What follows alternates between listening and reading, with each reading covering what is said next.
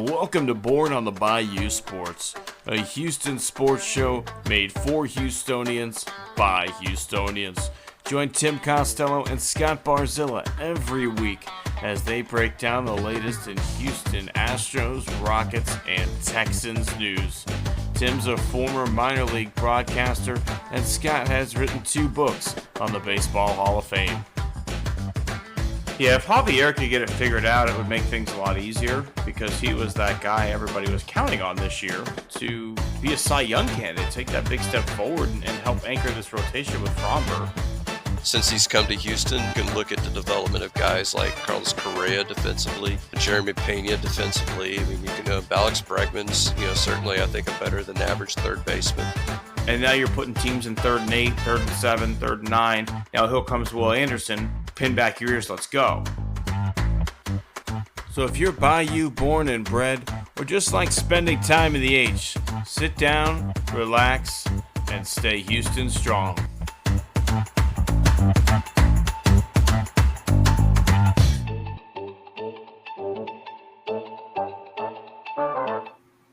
Welcome back, all my friends, to the show that once again is back in school. Scott, how are we feeling today, getting ready for that first day tomorrow? Yeah, that's the first day. All students, we did have freshmen today, so we had some students. But yeah, shit's getting real tomorrow. My wife and daughter went back today, and everybody's already in bed. It's 8:44. It's back to school nights. But yeah, man, the summer is wrapping up, and the Astros find themselves in the heat of a pennant race. It's been a while, Scott, since they've really had a true test like this, right? Like last year, everybody kind of fell off.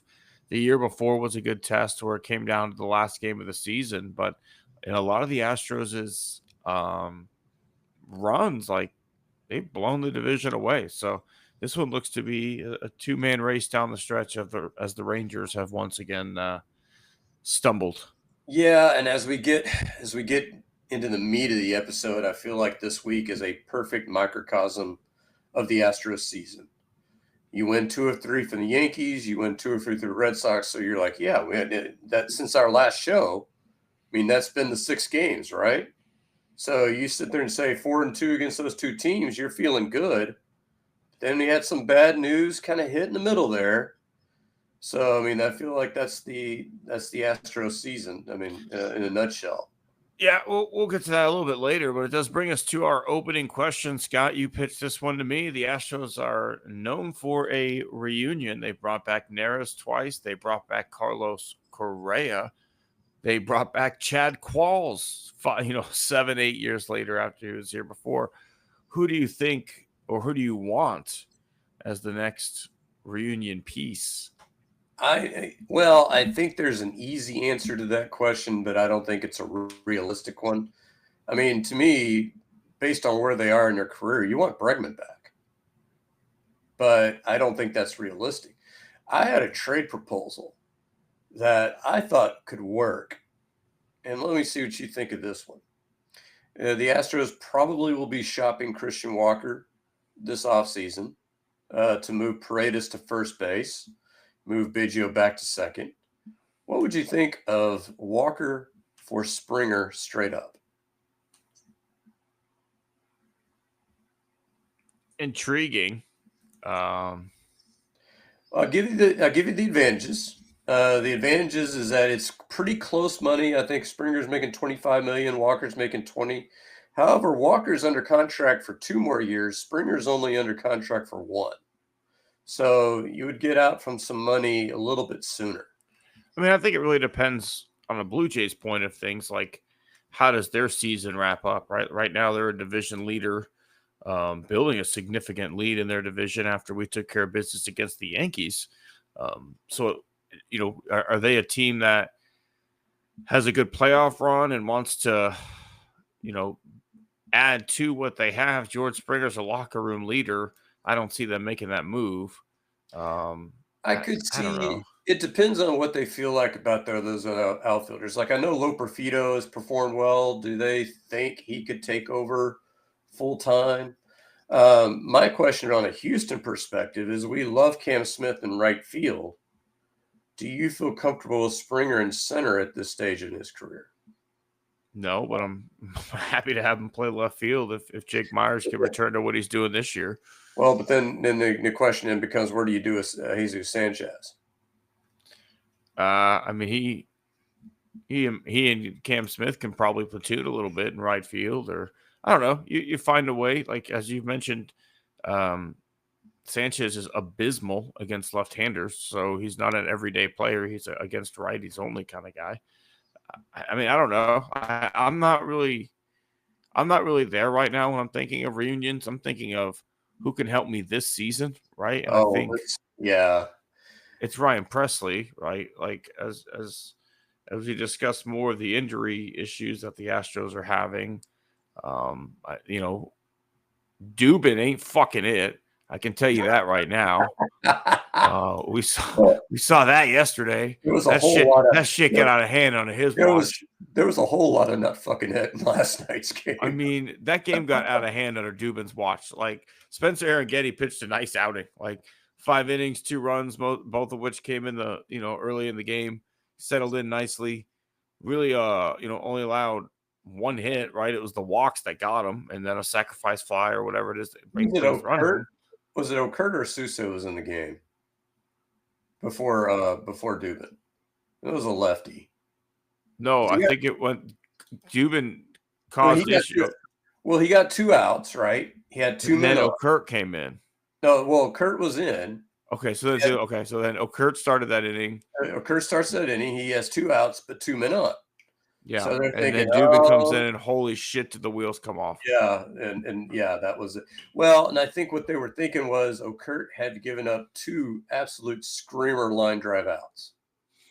So they're thinking like, and they're on his thinking. I don't know what they're thinking. They're on his stuff. So let's bring in Dubin. Yeah, we haven't seen him, but so I'll throw in one more. Just a crazy, wacky idea. Let's say the Giants put JV on waivers. I would take JV back in a heartbeat. But you put him in the 9th inning.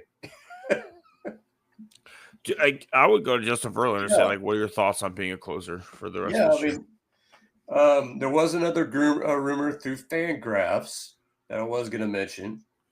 A name that Houston fans are very familiar with, that they may end up waiving Kenley Jansen. I don't know if you remember them doing this a few years ago, where it was like late August, early September, where they just decided we can't afford to pay these guys anymore, so we're just going to cut like 4 or 5 guys. Pirates did it to Rowdy Tellez last year. To me, that's extremely shitty. That's horseshit. That's fucking horseshit. Yeah, Bush League. But because the thing is, I mean, come on. Any accountant can tell you, guys, around September 5th, we're going to be out of cash. Maybe you want to deal a couple of these guys, but no. We're going to hold on to Kenley Jansen because, we're playing at about a 500 clip. And, if we reel off 15 wins in a row, who knows, right? He's having a good year, and he is the current career active saves leader with 467 saves. Houston fans know him well. It's an all hands on deck scenario, right? Like, just because you go get a guy like Ryan Presley doesn't mean you also don't get a guy like Kenley Jansen, because again, Dubin ain't it. Okert, see you the fuck later.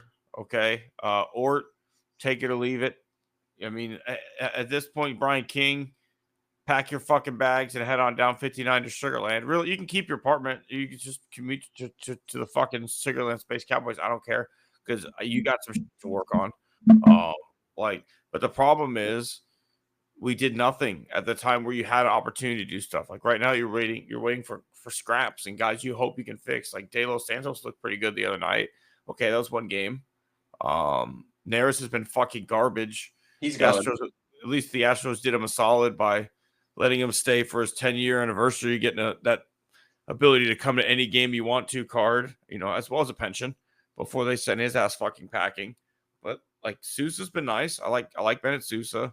And Abreu's as always solid, but this pen is ravaged, right? Like this pen is absolutely fucking ravaged. Let's go ahead and just fucking say it. Josh Hader's done, right? Yeah, Like no, he's done. Josh Yeah. Hader's done for the year. He went to get a second opinion after going on the DL with a shoulder soreness. Like it's a tear. It's a fucking tear. Well, and what they said is that his stay on the injured list will be longer than the 2 weeks. It's gonna be a touch longer than 2 weeks, said Joe Spotter. Well, what's a touch, Joe? Could be 2 weeks, could be 86 weeks. We don't really, we don't really know, whatever. But so here's what I think is that if you look at this pen, and I have an article coming out on Crawfish on Friday. Right now, you officially have Colton Gordon in the pen. You can easily send him down. He got sent back down today. So who'd they bring up in his place? I can't. It was another reliever. I can't remember, but Gordon got sent back down today after he got lit up yesterday. Whoever they brought up can easily be sent down. And I think the only other one that I would send down, you mentioned rattled off all the names. I like Caleb Ort. I'd like to see him stick around. He's fine. He's getting a little hotter. I like Okert, fine. I don't like him in the 7th inning, but I like him okay. So, I mean, if you were to get a Kenley Jansen and a Presley, the question is, who would you end up gutting? I think whoever you brought up for Gordon would be one, and you would only need to get one other guy who, I mean, we have 4 lefties. We have 4 fucking lefties, right? Like, well, 3 without Hader. Do we need, like, Sousa's a nice, like, I like Sousa. He should stay. King can go. Goodbye. Good. You had a nice start to the year, but you, like every other baseball player, are going to have a great stretch. Some of those baseball players' great stretches last years, and they make a lot of money while doing it. Some of those guys last a week, and then they're back in the minors. Yours last about half a season. And you know what? Thank you for that time. You helped us get what we got. But, like, I don't need to see you in games right now. He's got shit to work on, right? Yeah, and I'm looking at it. So I'm looking at the active roster. Jason Alexander obviously is the next starter to go, which I think is unfortunate because he's pitched his butt off. But maybe he goes to the pen. Maybe Jason Alexander could be a guy who comes in a 5th inning close game because he's been good. But when Luis Garcia Dubin, I think we've seen enough. He can go, yeah. I think we've seen enough of Dubin, and so the only other guy that's up that they brought up, Jordan Weems. Okay, yeah, he can go. I don't need to see that guy. I mean, the problem is, Scott, these injuries are so fucking crazy that we're celebrating Dubin coming back healthy, right? This guy, Dubin, should not be someone we're excited about, right? Like Dubin in a world where the whole bullpen was healthy and things are going the way you want it to go, Dubin comes in like a 7-2 game to pitch the 7th. Yeah, like that's where we're looking at. Yeah, and the thing about it is, I mean, I think the guys that they have, taken away the names that I've mentioned, have all pitched well, given their roles. I mean, they're guys that are supposed to be middle relievers. But as we saw, you were mentioning in text, and I absolutely agreed, Brian Abreu, I mean, that moment was almost too big for him in the ninth tonight. And that's a 3-run lead. I mean, I don't think Brian Abreu is a closer. So then the question then becomes, who is a closer? Do you trust Ryan Presley? His numbers don't look good. The underlying numbers like OPS against, xERA, StatCast ERA, all look bad. I mean, his StatCast ERA is about 5. OPS against is about 820. So basically, Jose Altuve is hitting against him in every at-bat. Is that something you want out of your reliever? No, I don't want that version of Ryan Presley. I don't necessarily think that's the version that would pitch in Houston. I do think it would be somewhat better. I don't know how much, right? Like, I just think guys pitch better here. I can't explain it other than, we call pitches for certain pitchers better than other teams do, right? Like, how's Kikuchi looking at with the Angels? Actually, he's okay. He's actually he's just a little he over was a 3. fucking stud here. His ERA is a little over 3. I think we would want that back in the rotation. I would kill him have him back, but he's a little over 3 in LA. Like, he was at like 2 something in Houston, right? Like, I'm just saying, like, guys pitch better here. Sometimes they're Garrett Cole and they take what they get to other places, but a lot of times, like, they're not really the same player once they leave because, like, things just aren't called the same for them. I don't know. Like, I just know we need help, right? Like, we can't just stand pat and go, Sean Dubin's back from the IL. We're good. I know we just lost Hader, but guys, Dubin's back. Like, no, like, you go find De Los Santos looked good. I liked him. He looks nice. It's not your new closer. Like, he was DFA. And I think what frustrates me, even when we had Hader, is that you mentioned in a text, and I think I love the way you phrased it. Basically, if they see what we see, and clearly somebody in that organization is not seeing what we're seeing. Because I'm looking at guys like Brian King and like, please God, don't throw him in the 7th. I'm looking at Okert and going, and Sousa and going like, I hope for the best, but I don't know, Sousa's building a little bit of trust with me right now. Sousa's working his way into the circle of trust. He's been good. He's been good, but track record, you're going like, geez, I don't know, big moment. I don't know. Caleb Ort is a guy that's kind of building trust with me lately. He's been really good over the last, I would say, month. He was good last year too. But do I want Caleb Ort pitching in the 7th or 8th inning? No. And so what kind of bugged me at the deadline, I hate to criticize Dana Brown because he did a good job. I mean, the guys he brought in have all contributed to this team staying afloat, at least offensively, certainly. But my God, you were trying so hard to get, these, the 2 starters on the market, spending all your times on the phone with them. I mean, how good would Phil Maton looking at Astros uniform right now? How good would David Bednar looking at Astros uniform right now?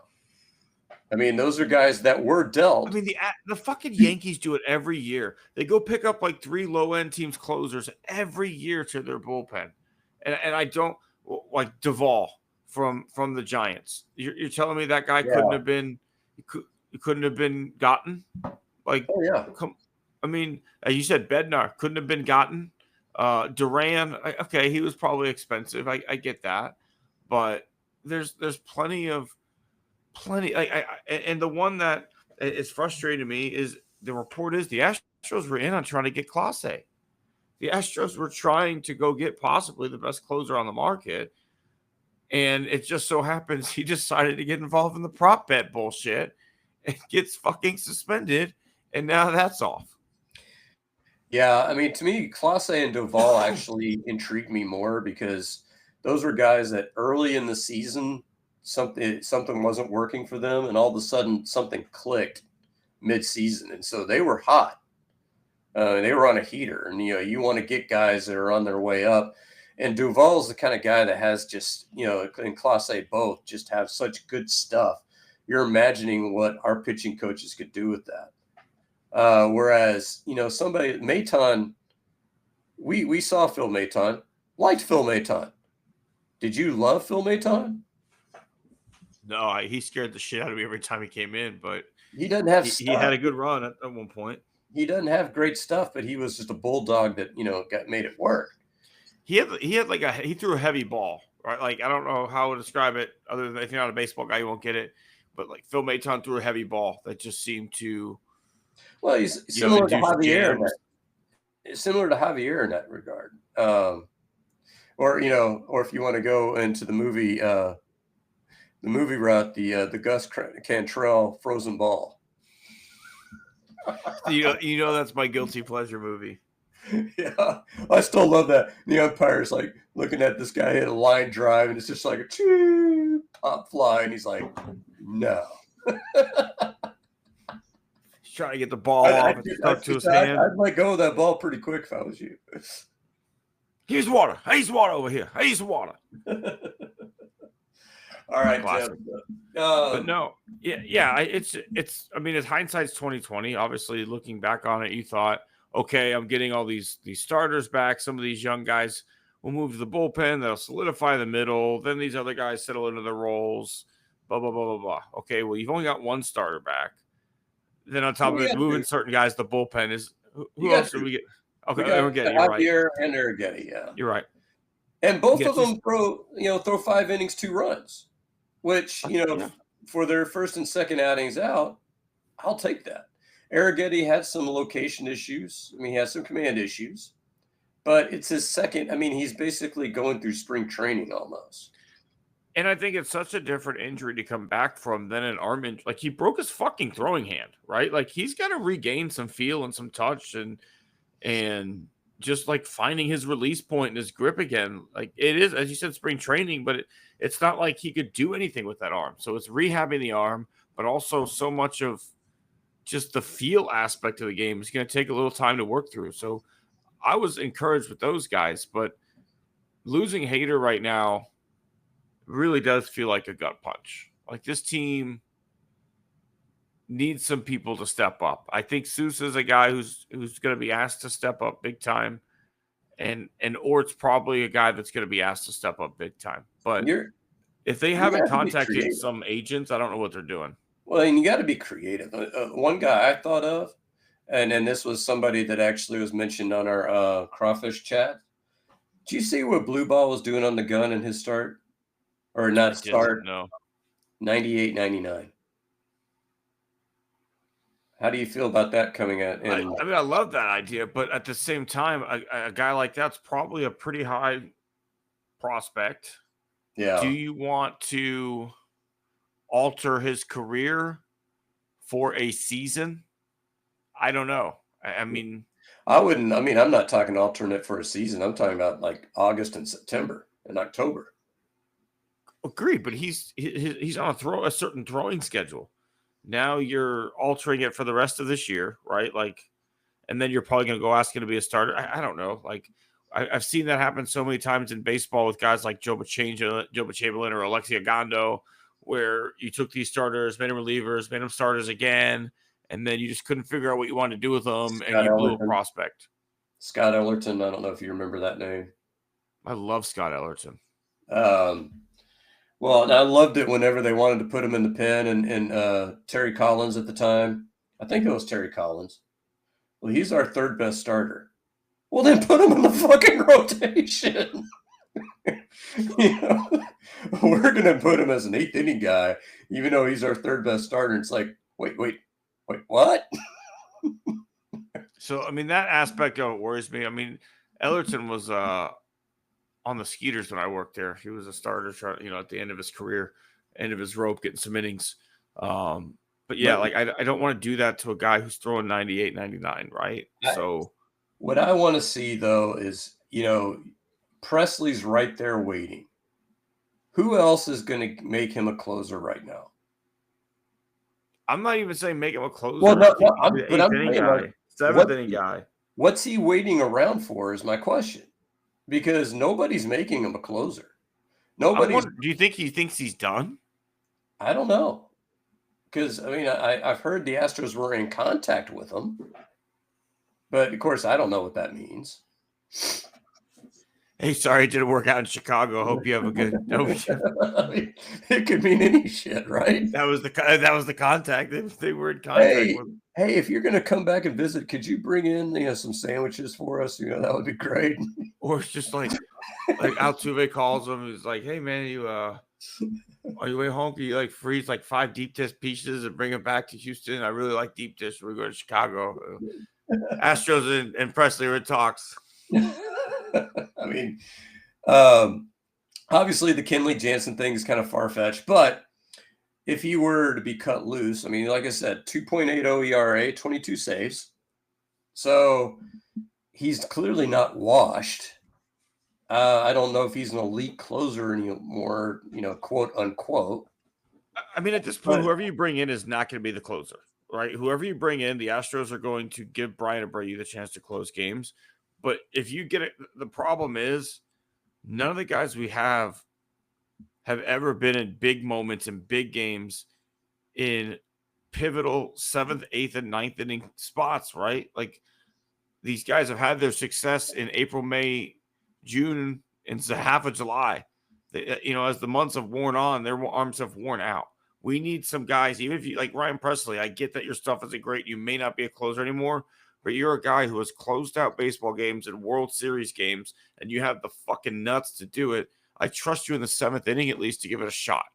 I mean, you got somebody in the back of the classroom, somebody by the name of Craig Kimbrell who's kind of raising his hand, pick me. I don't want the Hawk, man. That'd be like my last fucking choice is Craig Kimbrell. Pick me. Imagine? I can do it, coach. Pick me. And as bad as everywhere he goes, he keeps being fucking terrible. And teams keep going. Like they need to close it and they go, okay, Craig Kimbrell's available. I'm just kidding. But I think when you look at the fact that and there's something to this. Jesus Sanchez's numbers are not great, but I think he's contributed quite a bit since he's come here. Ramon Urias, we got robbed today on a couple good swings. Ramon Urias's numbers have looked fantastic since coming, and of course, Correa up until his last game, his OPS was over 1,000. Since his comeback.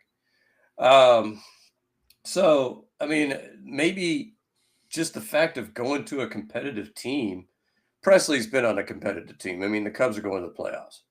But with the rest of those guys, like if you're talking about a Kenley Jansen or somebody like that, I mean, the Angels aren't going anywhere. We know the Angels are. I mean, the Angels seem to be the only ones that don't know they're not going anywhere. Yeah, no, you're not wrong there. But this happens every year. Like they buy at the deadline, and we're like, "What the fuck are they doing?" And then a month later, guys, we're out of money. I know we bought, but you guys, what's your return policy? I saved my receipt. Could you imagine, I traded Parkman to the Giants. Like, who? Who'd you get? Not those Giants. No, he traded Parkman to the White Sox, and he got him a receiver from the Giants. Yeah. He starts naming names. And he goes, not those Giants. Tanaka. You can't get me on the minor league 2 and 3 references because the first one was rated R. I wasn't allowed to see that one, so I saw the second, third. Yeah, I saw the first one before I ever even saw first one. I saw in the theater, so that was classic. But and I was looking forward to that line that actually didn't make the movie. The Yellowstone line was actually not in the movie. I love that line. All right, Scott. Let's talk some Texans football. Oh yeah, Texans got their first. You got your first glimpse of the Kaylee offense, albeit a preseason glimpse. What are your thoughts? Well, let's talk first. No first team offense. I don't think there was no Nico Collins, no Christian Kirk, no CJ Stroud, no Nick Chubb, no Joe Mixon. I don't think Dalton Schultz got out there either. So given that as it may, I thought Davis Mills looked great in a series. I like what Davis Mills has turned into as a backup quarterback. My one question for that game, I feel bad for this saying this, but why in the fuck did we draft Graham Mertz in the 6th round? I was asking that on draft day. And after seeing that performance, it's like, what the fuck? If you wanted to take a flyer on a guy, maybe don't take one coming off an ACL tear, number one. But number two, maybe get somebody who's a little bit more athletic, who could be a developmental quarterback. Like, what's the ceiling for Graham Mertz? Davis Mills? I mean, right? Like the best he could be is a really good backup. But in the 6th round, I mean, I get it. You're not going to get many, great players in the 6th round, but you could probably get like a rotational defender, a special teamer, something like that. Mills is in the last year of his deal, right? Right. They extended him 1 year. Yeah. So he's got one more after this? No, I think this is his 5th year. So, Right. he's on a 4-year contract. So, yeah, he So extended it 1 year. I think the thought is, right, he's a pretty darn good backup. There's going to be a shitty team in the league, a la, the Seahawks when they paid big money to Matt Flynn after one good showing or things like that, right? Where you probably lose Davis Mills. He's gonna get like a Kevin Cobb got paid to go fucking start in Arizona. They paid big money for that guy. So you're probably thinking we need a guy who can do what Davis Mills does, and maybe when healthy, that's who Mertz is. I don't know. Cleveland, Cleveland's starting Shadur Sanders right now. So, maybe Davis Mills looks good to them right now. I mean, if it works out, like good for them. They got him for way cheaper, right? Like it would have been way more expensive if they drafted him in the first round anyway. So if they get that talent at that pick, like whatever. But then also, what are you gonna do with the 9 other fucking quarterbacks that you have? So what did you think of the Nick Caley offense? I don't know. Did you watch the game? A little bit, and then I have the NFL Plus subscription, so I can watch some more of the all 32 angle or whatever it is, stuff like that. Blocking scheme is not totally solved, right? Like we still could have some offensive fucking line issues. That could still be an issue there. But really no starters played that game. So it's a scheme thing. Like yeah, I don't think like Zach Thomas is not it. no. I want to trade him for the other Zach Thomas in his prime. Yeah, in one series, Tim, I don't know if you saw the series. We get the Laramie Tunsil Memorial false start from Zach Thomas. That puts you to 1st and 15. You get 2 plays, and they get the 3rd and 2. And you're thinking, okay, sack. You got to go false start, then sack. That's the Laramie Tunsil special. The Laramie Tunsil dance. I mean, this is a very vanilla version of the offense, right? Like, I assume we're gonna see a lot more motion, like a lot more guys coming across the formation, a lot more like shovel pass, like easy completion kind of things as stuff goes on. But I don't know, like it's first preseason game. Like I really, with no starters, I don't know how much you can really take out of this other than I don't know. Secondary looks pretty good. I've got a wild proposal for you, Tim. I'm sure you heard the Brevin Jordan news. Sadly, yeah. How would you feel about signing him on revolving 1-year veteran minimum contracts? Because here's my theory here. The Texans tight end position is cursed.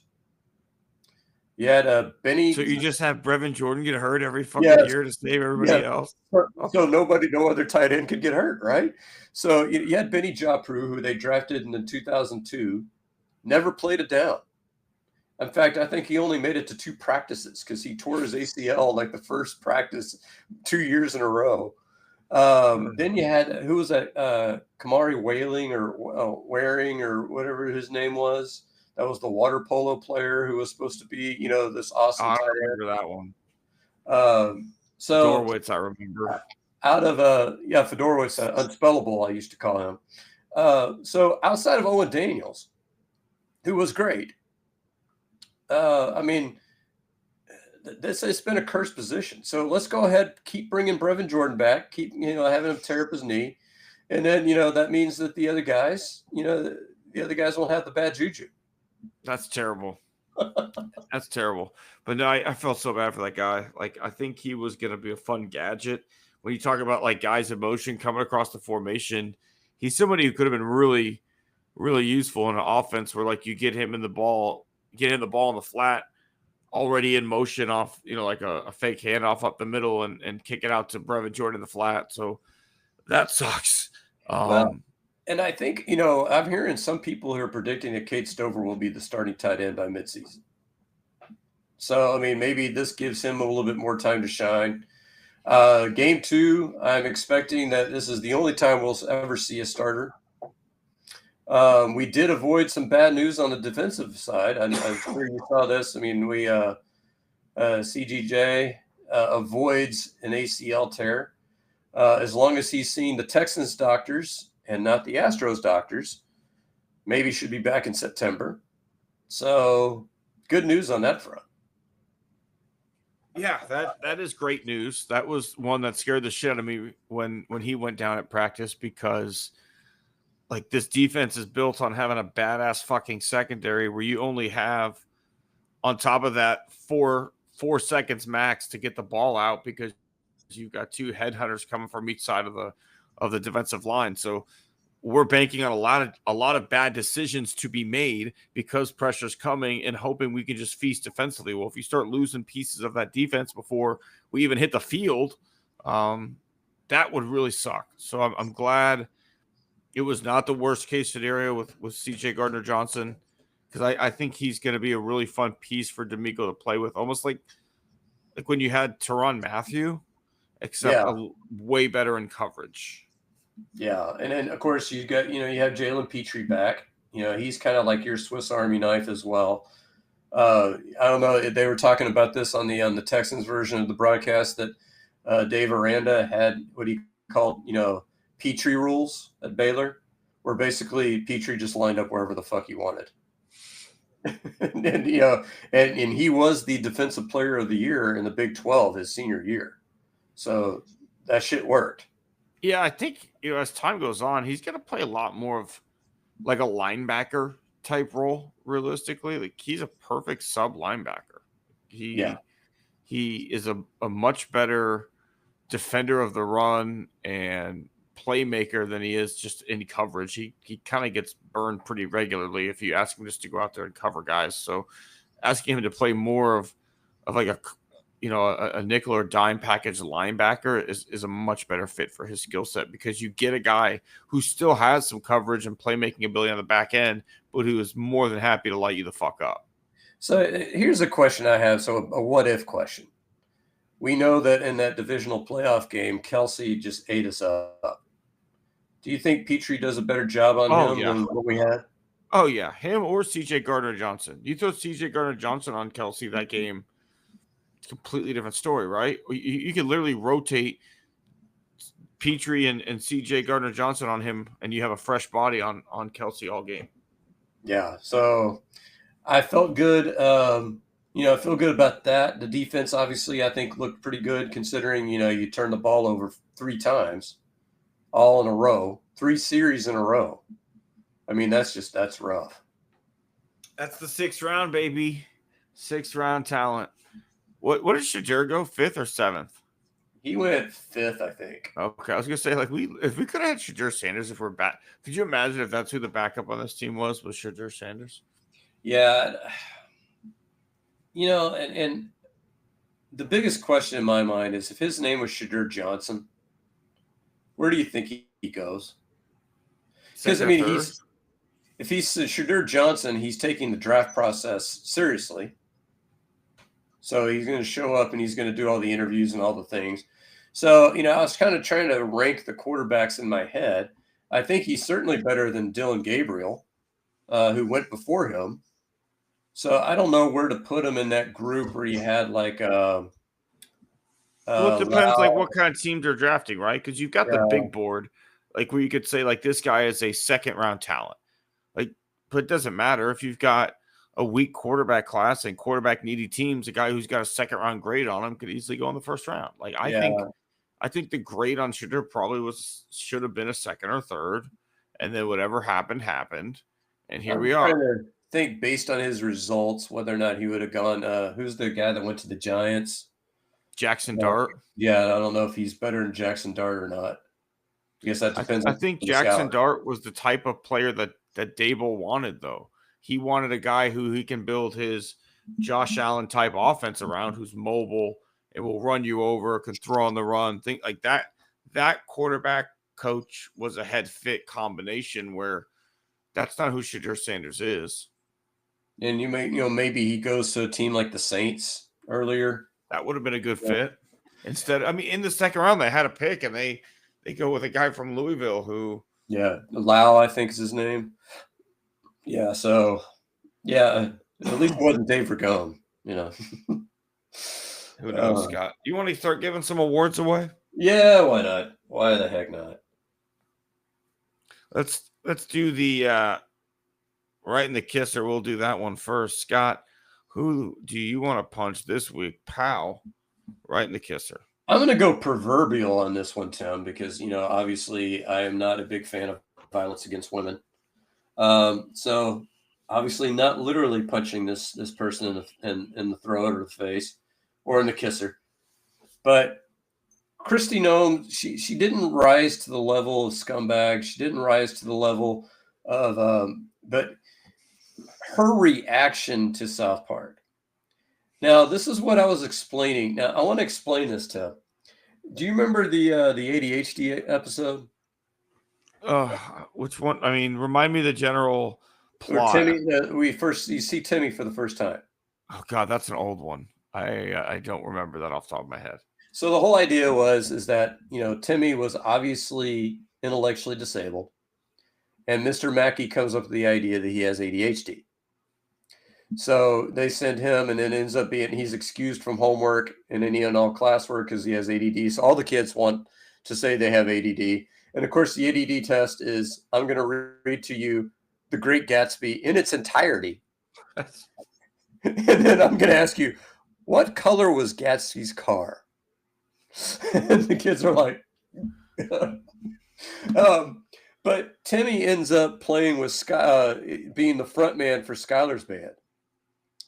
And this is the point that I was making to Ann. They made fun of Phil Collins in that episode. Do you know why they made fun of Phil Collins? I can't remember. Phil Collins beat them out for an Oscar. They felt like they should have won an Oscar for the song Blame Canada. And Phil Collins won that one for Tarzan. Well deserved, by the way. So Phil Collins has never said a bad word about either Trey Parker or Matt Stone. And they just completely destroyed him in that episode. So imagine if you do something to piss them off. I mean, and so Kristi Noem I didn't think it was very funny. And here's the way that you handle it. And I hate to give this guy kudos because he is a scumbag, a perennial scumbag. But Charlie Kirk dealt with being on South Park because he was referenced. Cartman kind of played his haircut was definitely referenced, yeah. And so he thought, it's like, man, I didn't realize that my appearances on college campuses rated to me to be considered to be satirized. I was pleasantly surprised. That's basically what he said. And to me, that's the way that you should react whenever you're satirized, because what that means is that they considered you important enough to satirize. That's a compliment. And I think, historically, I told you about this one in a previous episode. The Smothers Brothers sent a letter to Lyndon Johnson back in the 60s apologizing for satirizing him. And Lyndon Johnson's like, I'm not going to hear it. He says, those of us who are in a public position, I mean, we're just going to have to expect that sort of thing. That's a part of the whole gig. And poor Kristi Noem just doesn't realize that. That was a wonderful... The way they kept having like a NASCAR crew come out and reattach her face was wonderful. Did you see what they did in the closing credits? When she went in and killed all the fucking puppies in the puppy store? Yeah. Yeah, also that was also a nice touch. Anytime she had a dog, she had to shoot it. Like anytime she saw a dog, she had to shoot it in the face. Even in heaven. Yeah, I mean, God, it was so good. They're like, I'm sure they're up in heaven, and the next ICE is raiding the illegals. And I mean, like I not to peel back the curtain too much of my personal life, right? Like I'm in a similar situation to Mr. Mackey, right? Like my position was eliminated. And you know what I've never thought about doing in the entire time that I've been searching for a job this week, even though there's a $50,000 signing bonus, I never thought about joining ICE. Never thought about it. Unlike the guy that I'm going to punch in the face, Scott, Dean Cain. Oh, Dean Cain. Oh, yes. formerly of Superman, Lois and Lane. I'm sorry, Kent, Clark Lois and and Clark. Lois, I think was the name. Yeah, It was Lois Lois and and Clark, Clark something like that. Whatever. was the name of his show. I watched as a kid. It's enjoyable. But like, dude's almost 60, first of all. I think he's over 60. I think he's like 65. I don't know. But like, if this is the celebrity that you're trotting out to tell, like, he played himself in Entourage, where he's like competing with Johnny Drama for like a part on like shitty fucking sitcoms, right? Like the joke in Entourage was that these are both like shitty bit actors competing for like shitty one-off roles in like pilots that are never going to get picked up. That was the bit. And Dean Cain played himself in that bit. So the joke being like Dean Cain fucking sucks, okay? And he does because he's like not good. What are you gonna do for me by hopping on social media and letting me know that Dean Cain is leading the way? You can join up with Dean fucking Cain and go join the Gestapo. Like, how much more Nazi shit do we have to do before like we just call Nazis Nazis? Like Dean Cain's a Nazi. He joined the Gestapo. What else do we need to say? Well, I mean, and who's next? Who's going to follow him up? Are we going to get Hercules, following him up and Highlander? 1,000%. Kevin Sorbo. Is James Kevin Ward? Sorbo. Is Kevin James Sorbo Ward? absolutely is going to join ICE. That's going to be, dude. We could have Superman and fucking Hercules. That's amazing. James Woods and John Voight. Do you think are they too old? God, dude. Is Clint Eastwood still alive? He is technically. Do you feel lucky, punk? Like that's what I need to outlaw Josie Wales busting at people's houses. You see that where he's like, "Okay, you wait there, punk. I gotta walk over to you. You're 10 feet away from me. Just sit there for 20 minutes while the Zimmerman I episode where Cartman shoots Token because he's just standing his ground. Token, I need you to walk in this circle right here. Oh, but Dean Cain, I did see that joining ICE. Yeah, that's a definitely punchable offense.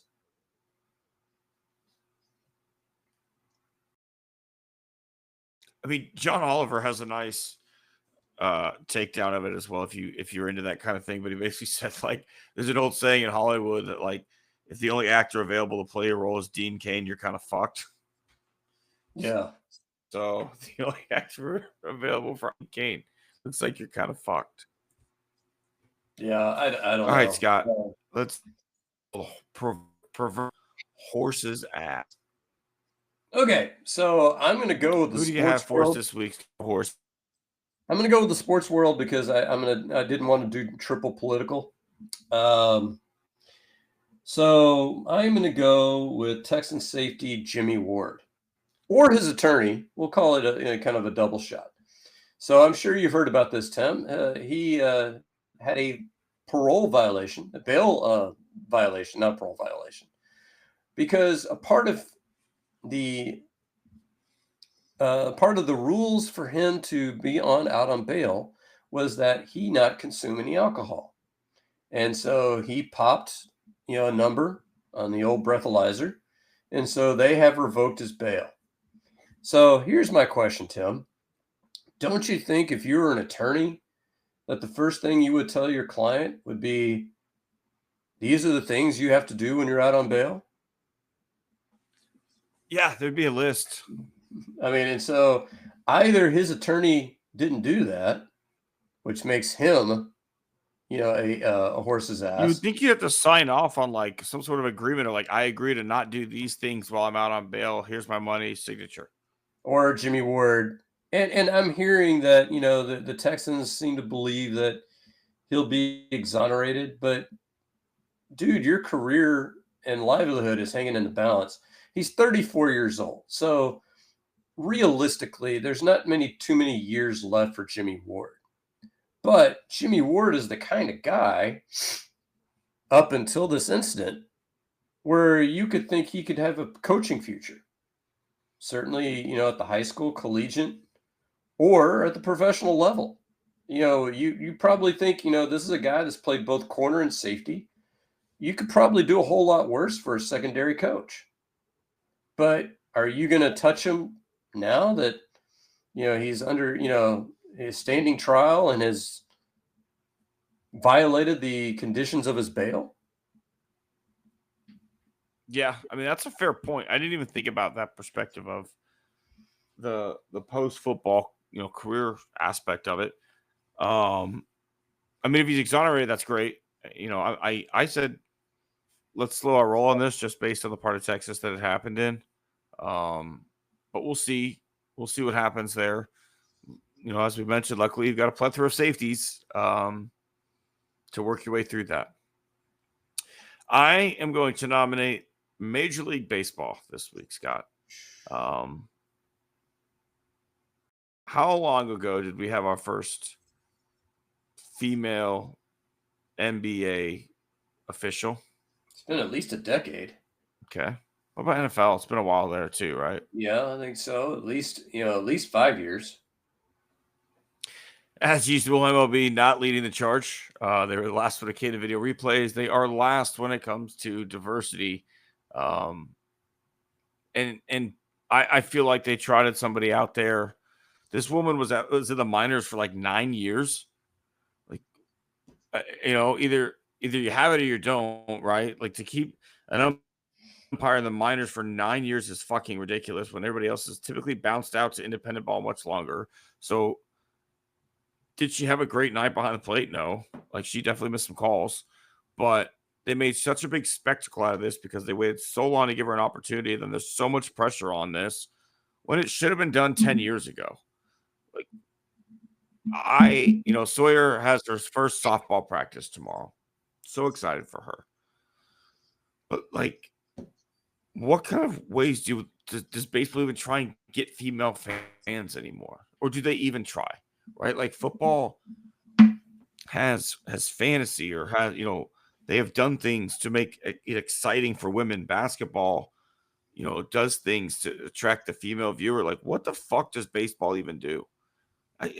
Help me understand this because you've got a whole generation of girls who play softball. Clearly they love the sport. Like, what do we do to engage them? What do we do to show them that they're welcome, to fall in love with this game? And even if they're not a player, say, I could be an umpire. Because why the fuck would they if it takes 9 years of minor league umpiring before you finally get a shot? No one does it for that long. I remember back in the 90s, I mean, Cheryl Miller was on, NBA TV. I mean, she was on network TV commenting about, the NBA. You mean while her brother was a big star in the NBA at that time. And then, of course, right now you go in the NFL, Mina Kimes is about as, I hate to say the word hot because I don't want to make it a physical thing. But, she's a pretty well-known commentator now. And she was actually in the booth for one of the preseason games. I can't remember which one it was. So, I mean, football, basketball done a great job with this, but baseball, yeah, I don't know what to tell you. And the thing is that if you sit there and say didn't do a great job behind home plate, who does these days? That's a good point. I mean, how many? I mean, I would say there's probably one pitch per at bat that's clearly a miss if we're to believe K-Zone.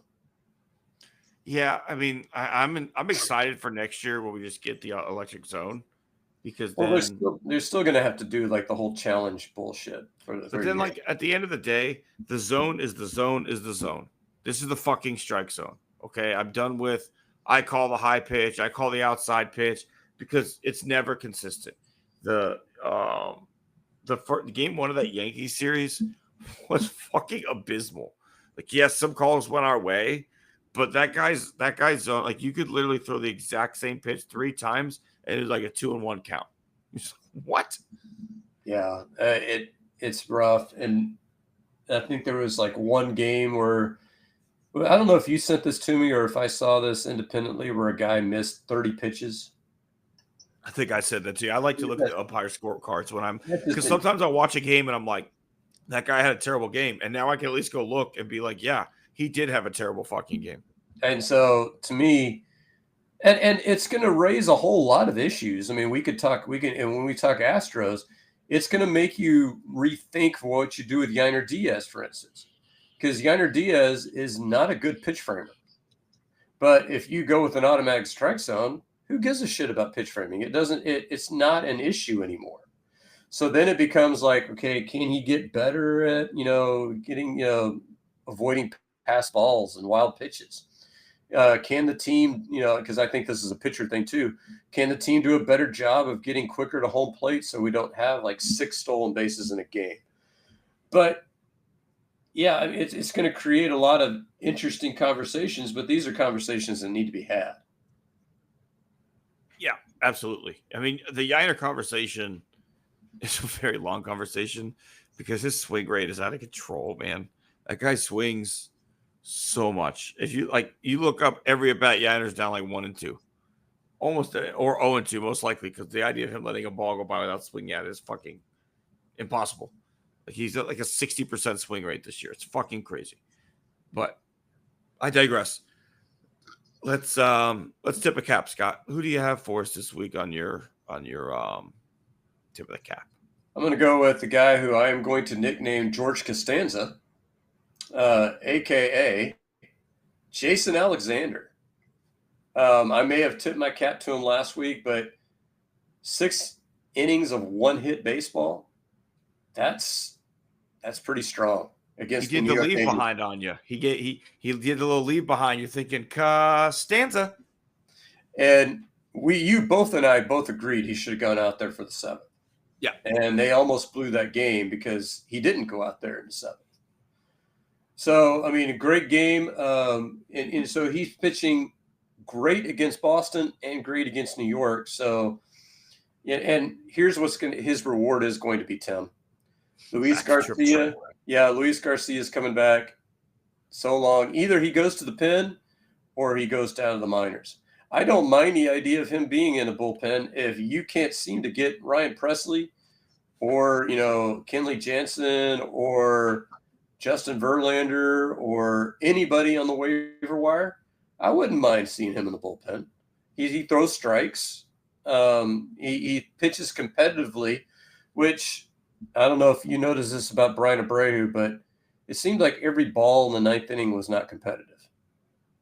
And that bugs me when you're throwing it like 2 feet outside. It's like he's trying to throw that big wipeout slider, thinking it's going to get, out the Biggio chase.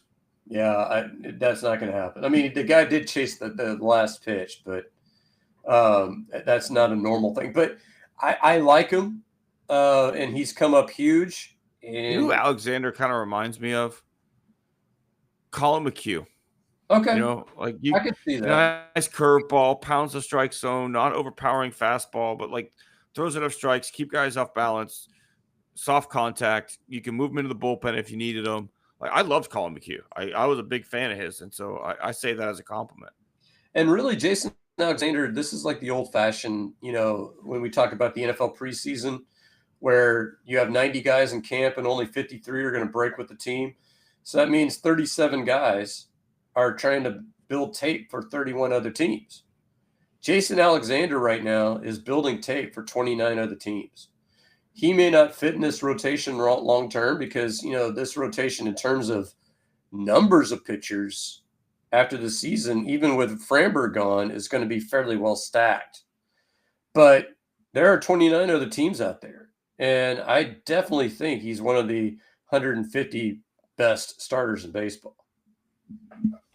I mean, at least it's worth rolling the dice for a team like Oakland, right? Where someone like that. I think Oakland already had him. He didn't do well there. But yeah, no, it's definitely worth rolling the dice, and I think that's a wonderful hat tip. I think we really needed those starts. Like although we blew the Red Sox game. That Yankees one, like you can't lose 2 out of 3. Like you're not in first place anymore. If you do, I'd have to check and see what the Mariners did today because they're in a rain delay. But they're playing. Yeah, like you needed those wins. Those are crucial starts. So Good hat tip. I really agree with you on that one. I am going to tip my cap to the creators of King of the Hill, Mike Judge, Greg Daniels.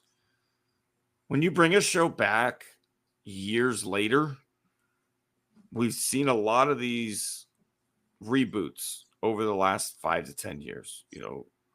Some have been good. Some have been like, what the fuck are we doing? Some get canceled right away. I thought the new King of the Hill season was wonderful. I thought it was fantastic. I loved what they've done with Bobby's character as like a professional chef.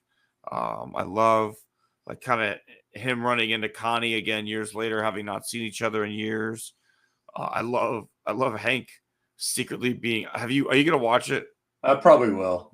It's on Paramount, right? Okay. It's on Hulu. Hulu. Okay, yeah, I can. Oh, I can. We'll there's some funny stuff in there, like Hank picking some stuff up when he was in Saudi Arabia. Really enjoyed it. Really enjoyed it. I hope they continue on with it. I hope this wasn't just like a one season thing, because it was really good, man. I ripped through it pretty fast once I started it. Yeah, we'll bring some news. The Orioles did us a solid. They beat the Mariners 4-3. So there's a 1-game lead for your Astros. Boy, that feels like a huge lead. But in all seriousness, you've run through 3 series in a row. You've won 2 out of 3. So hopefully, we've righted the ship.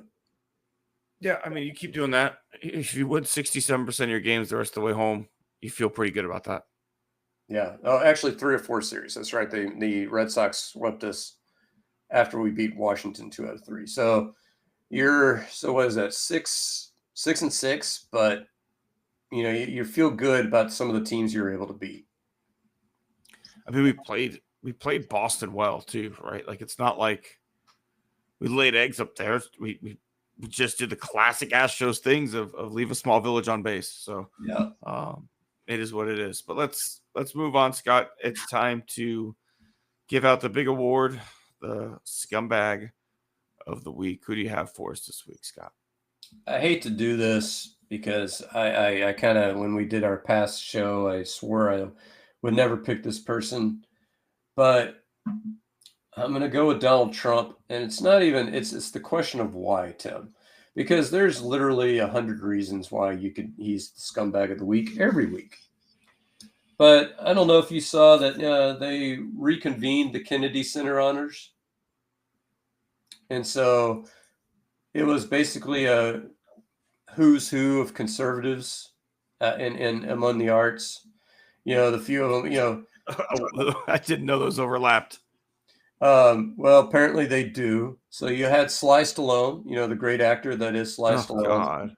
You had George Strait. I'm trying to think who else they had. That's sad to hear.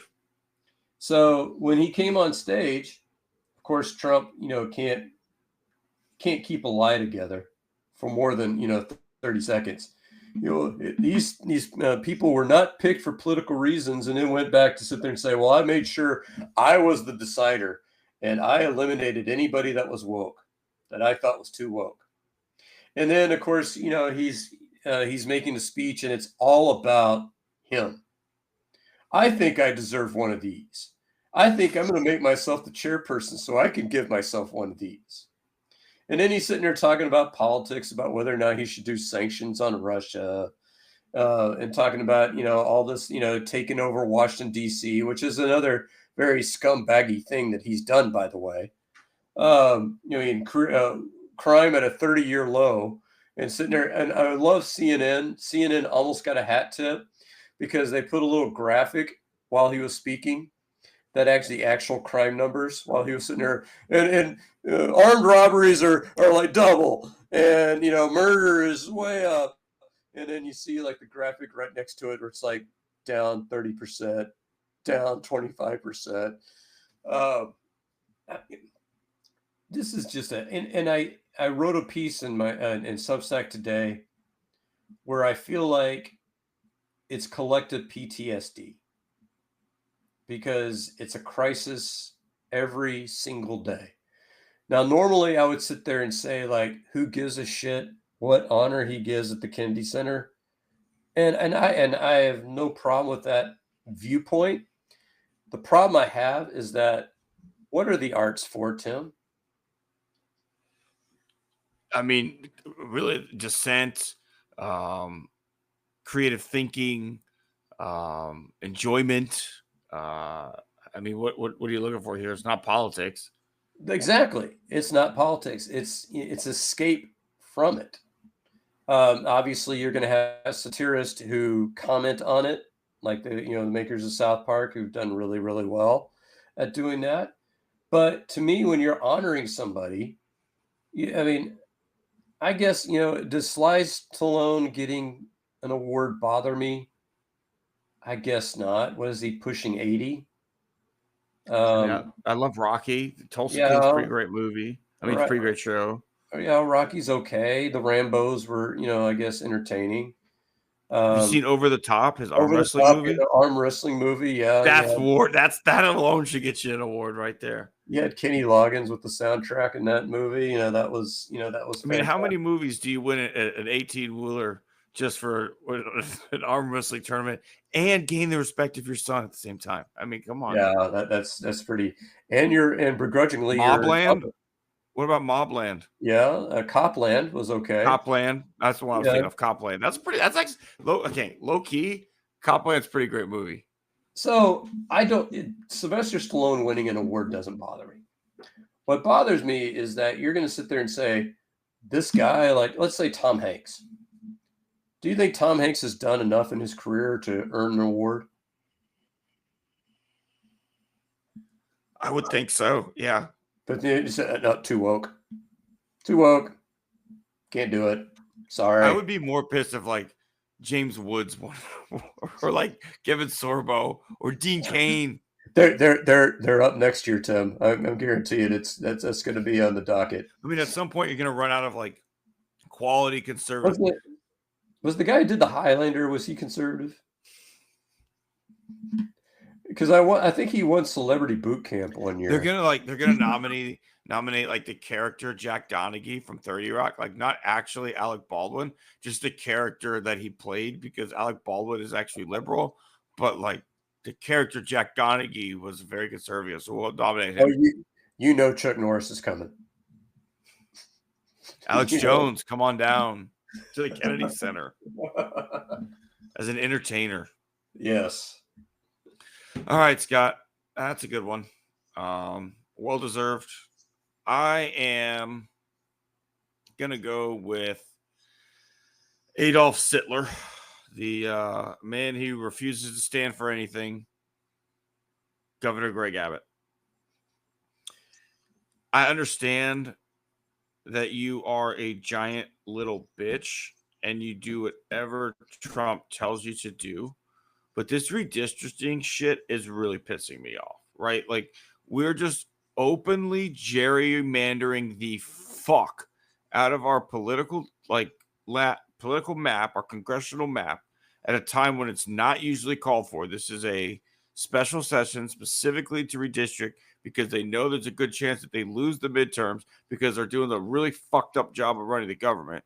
And Mr. Small Government stay out of my life governor is going to, instead of like doing what he should do, which is like telling the president to go fuck himself, Texas does their own thing, instead gets on his knees, zips open Trump's fly, and takes that orange cock right in his mouth and starts gagging all over it and redistricts the fuck out of Texas, and is trying to have people arrested with no legal basis behind it. But yet we live in a world right now where you don't need a legal basis behind things. It's fucked up, man. Like, I never thought I would want to leave this state, right? Like, I have lived in Texas my whole life. I always thought I'd be like a lifelong Texan, even though like my politics aren't very Texan. Like, I feel like my attitude about things are like a traditional Texan value. Like, get the fuck off my shit, right? Like, I can handle myself. I'm a Texan. Like, to me, a Texan value isn't like, yes, sir, I'll do that right away, sir. Whatever you need, sir. Yes, sir. Like, no, fuck you. We ride horses and shoot shit down here. Yeah, and I think what really makes me mad about this situation is seeing conservative friends that I have who are twisting themselves into pretzels trying to defend gerrymandering. And you're just But like, then they don't love what like Gavin Newsom's about to do to right. California if they do that shit. And you know what? In principle, I don't love it either. But these are precarious times. You I mean, can't be the only one playing by the rules. right? Right? Like No, if they're gonna make up a new game, you have to play that game too. yeah, no, and I think I told you this in private text. I don't think I mentioned it on the air. When we took our cruise, one of our stops was in Roatan, and we noticed that the real estate prices, the guy was mentioning it, were right on par with what our houses were. And so we're like, yeah, we could make that work. I've got teacher retirement coming. I could, yeah, I could, we could swing that. And like you, I never thought I would ever want to leave the state. Still don't. But what pisses me off about Republicans is basically their campaign basically slogan is elect us so that we can fix what is wrong with the state. Y'all been in fucking power. Y'all been in fucking power since 1995. My whole life. Basically my whole life. Since I was 5 years old, we have nothing but Republican-controlled majority government in this state. And every election, the communist, socialist, Marxist Democrats are the reason that things don't work. Regardless, let's look at like the old boys fucking club that exists with ERCOT. The fact that the oil lobby is so strong, we don't have gambling legalized in the state because God forbid any other like large sustaining lobbies have any power in the state. So the oil and gas bros would never let that fucking happen. But like, who's a major sponsor of every major sports team in the state? I don't know, casinos. This fucking Choctaw Stadium where kids play high school football games in Arlington. But yeah, no, we can't have any fucking casinos. Like, you can't buy liquor on Sundays. Why? Who knows? Don't worry about it. Fucking like everything here is asinine because of Republican leadership, and yet we're the problem. You and me are the problem, Scott. A secondary scumbag in your story is, I don't know if you saw what Ken Paxton did in response to Greg Abbott's desire to arrest Democrats. I mean, I know he's all for it too. He said you can't do that. He didn't say you can't do that because he literally can't do that, which is something you and I know. He said, you can't do that because I'm the attorney general. I'm supposed to be the one doing it. Yeah. Exactly, right? Like, you can't do that, but I can. Like, no, none of you can. Like, I love there's one congressman who's like, I'm a fucking lawyer. I specialize in constitutional law. There is not one part of either the Texas or the United States Constitution that says that we can't do this. So go fuck yourself. But again, we live in you also can't have the military take control of a fucking city's police force. But yet here we are, Scott, where it just scares me for what's coming, because you don't do that when times are good. You do that when you want to fucking quell a riot. That's right. All right, Tim. I heard we have an update. We do, but I got to be honest with you, Scott. It's not a good one. As you guys know, we've been dealing with some issues on the kangaroo front. Okay. It's getting kind of creepy at this point. The amount of all we're trying to do is good, right? We're trying to find the lost city of Atlantis. We are trying to explore areas that have been unexplored. We've had moles. We've had shitstorms. We've had anal probing. We've had all these things happen. And now we've got a 2-front attack from fucking ICE, okay, saying that our kangaroos are illegal immigrants just because they hopped in from Mexico. We don't even, like, kangaroos are from Australia, but because they hopped in, they're illegal immigrant, okay? And then we're also being accused of sexual harassment against female kangaroos by the male kangaroos. These are wild animals. So I'm beginning to think, Scott, that we're onto something, that we're touching a nerve at the government level, and they are trying to shut down the operation of financing aquatic kangaroo exploration. I think that the government has their own kangaroo-based program, and we might have touched a nerve by letting society know the kangaroo ability.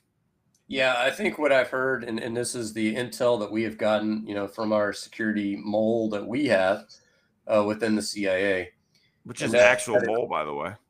yeah, actual mole, and he, what he told us was that, or he or she, I don't want to reveal too much there.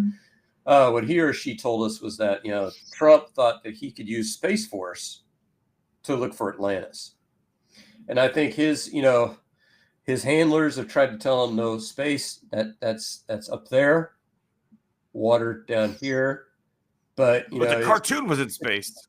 yeah, but it's hard, but he's like, I don't know. I was told that one of the space shuttles was called Atlantis, so I think that means that we can send Space Force down into the ocean. So that's what we're dealing with. So he's sending in his lawyers, he's sending in the EEOC. We've got, the sexual harassment charges, like you said. And of course, we've got, some of the kangaroos maybe have darker fur than some of the other ones. And so those ones have to go, and they're being sent to Guatemala. Are there any kangaroos in Guatemala, Tim? There are now, sadly. I mean, you're sending them places they're not even from. Where does a kangaroo hop in Guatemala? It's basically tropical forest. It's inhumane, Tim, and we need money to fight these people because we're looking out for our guys. We give them smoke breaks. We give them, we give them a pension. We are giving them a piece of the pie for what they find down in Atlantis. And for our efforts, we're being attacked from all sides by the government and all these other groups. We need your money to be able to hire the lawyers that can fight off these people so we can give you your hard-earned money that you invested in our project. Absolutely, right? Like, I don't know, how long we can sustain this fight without a serious investment from our listeners and from our viewers. We just went into this with the purest of intentions, which was to find the lost city of Atlantis, right? Scott and I knew it was there. We both saw all the artifacts at the casino in the Bahamas, right? Like, we both have seen everything that's there. We know that these are real artifacts. Well, knows that episode of Mysteries of the Museum, that too, was on, Discovery Channel. Everything on Discovery Channel is true, right? Yeah. It's about discovering things, and it inspired us. Scott and I are people who are inspired. We just want to make the world a better place, and that involves finding better ways to use an invasive kangaroo population. So we're going to continue to fight the good fight. We just want you to continue to make your investments. Cell phones are going to be shipping out shortly. The Roo phone is still on track, right? We found enough beryllium down there to power a mobile network, but we want to keep moving. We want to keep grooving. We want to keep searching, right? Like, Atlanteans deserve to have their story told, and Scott and I want to be the ones to tell it. Absolutely, Tim. All right, Scott, it's time to bid adieu. We appreciate everybody who joined us this week. We appreciate all of our investors in the financing of aquatic kangaroo exploration. We will see you all next week on Born on the Bayou Sports.